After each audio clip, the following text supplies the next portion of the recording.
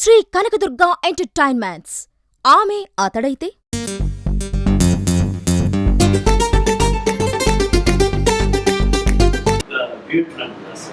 సన్నజాజి మొగ్గలాగా సన్నగున్న ఉంటవు,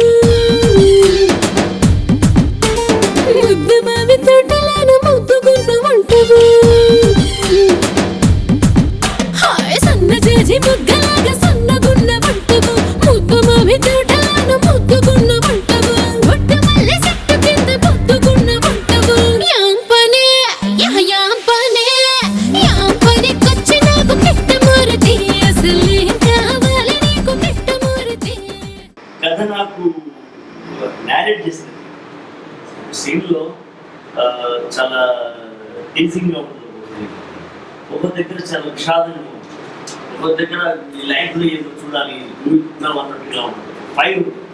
ఇన్ని రకాలుగా తను నాకు చెప్పినప్పుడు సినిమా డైరెక్టర్ తీయకముందే చూస్తాడు, తర్వాత షూటింగ్ మొదలు పెడతాడు. కాబట్టి తాను చూసిన సినిమా అంతా ఎక్కడెక్కడ ఏ భావావేశం వస్తుందో, ఎక్కడ మాటలు ఆగిపోతాయో అక్కడ పాట ప్రారంభమైంది.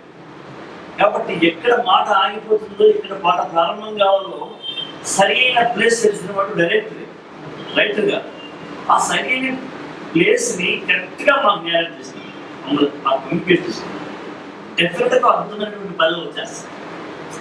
సమర్థుడైన రైటర్ కరెక్ట్ ప్లేస్మెంట్ చెప్తే కనుక ఇమీడియట్గా ఒక అద్భుతమైన పనులు వస్తుంది.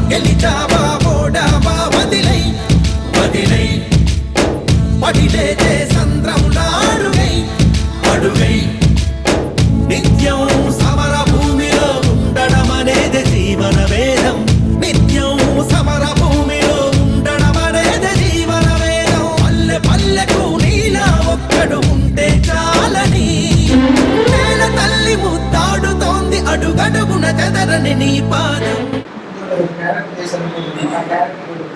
ఆ క్యారెక్టర్ హీరోను ఇంటర్వ్యూ చేసే క్యారెక్టర్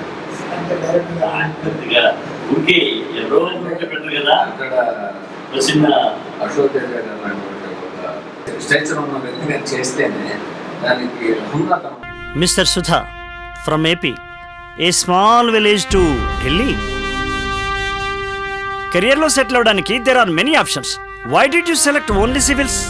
నాకెంతో ఇచ్చిన సొసైటీకి నా వంతు సర్వీస్ చేయడానికి civils is the best option అనిపించింది సార్. ఇంటర్వ్యూకి వచ్చేటప్పుడు హ్యాండ్స్ ఫోల్డ్ చేసుకుని రావటం కరెక్ట్ కాదనుకుంటాను. Yes sir, but my situation is